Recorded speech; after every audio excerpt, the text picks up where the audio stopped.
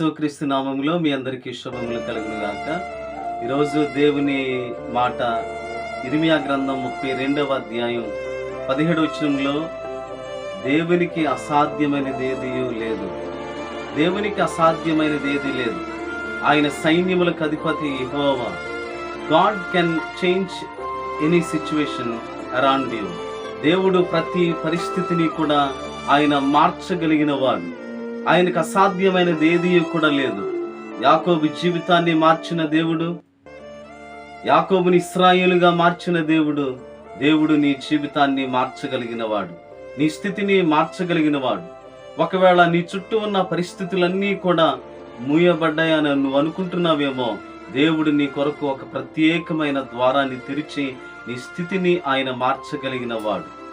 సైన్యములకు అధిపతి యెహోవా అంటే భూమి ఆకాశములను సృజించిన వాడు, పరిపాలిస్తున్నవాడని అర్థం.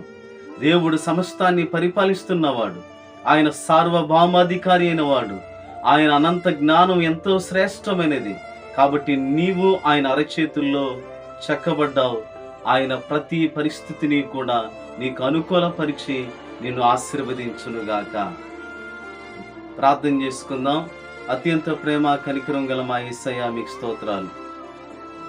ఈ కార్యక్రమాన్ని వీక్షిస్తున్న ప్రతి వ్యక్తిని కూడా మీరు దీవించండి, ఆశీర్వదించండి. ఈ ప్రత్యేకమైన దినమందు దేవా, మా పరిస్థితులన్నీ కూడా నువ్వు మార్చగలిగిన వాడు.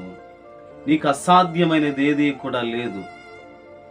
మీ ప్రియుల జీవితాల్లో ప్రతి పరిస్థితిని మీరు అనుకూలపరచండి. మీ ప్రత్యేకమైన ఆశీర్వాదాలు ప్రతి ఒక్కరి జీవితాల్లో మీరు కలుగు చేయండి. వారు చేస్తున్న ప్రతి పనిని మీరు ఆశీర్వదించండి. మీ సన్నిధిలో వారిని బలపరచండి. దినదినము మీ సహవాసంలో వారిని నడిపించండి. నాయన, సార్వభౌమాధికారిగా ప్రతి విషయంలో వారికి తోడైండి వారిని బలపరిచి దీవించమని, చేస్తున్న ప్రతి పనిని కూడా మీరు వర్ధిల్లింప చేయమని యేసయ్య శ్రేష్టమైన నామంలో ప్రార్థించి అడిగి వేడుకుంటున్నాము తండ్రి. ఆమేన్.